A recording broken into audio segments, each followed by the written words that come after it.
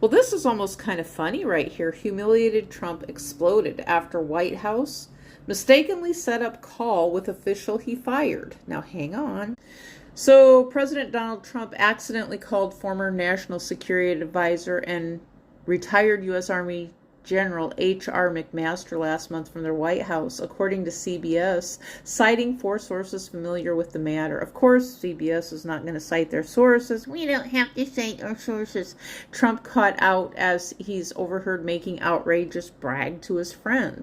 So this article, it states that McMaster received the call on his personal cell phone from the White House and was told to stand by for the president. McMaster, who served as National Security Advisor during the first Trump administration, was ousted after 13 months. He was shocked to hear from Trump at all. But it says just a day before the call, on May 2nd, Trump had publicly blasted McMaster's on Truth Social, calling him weak and a totally ineffective loser. So this is where they get the thing where Trump is calling the United States military losers. The retired Army Lieutenant General had also recently appeared on CBS 60 Minutes. He cast doubt over Trump's overtures to Russian President Vladimir Putin.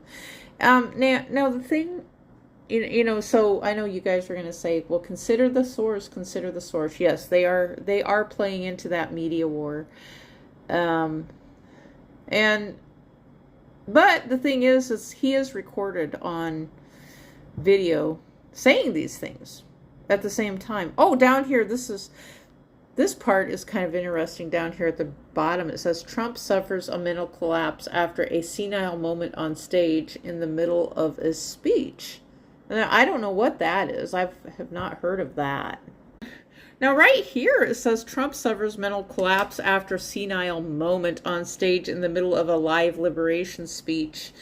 And it says he appears to unravel on live TV. Okay, so down here it says U.S. President Donald Trump reportedly suffered a mental collapse during a live broadcast of his Liberation Day speech when he claimed over 90% of Japanese cars were made in Japan.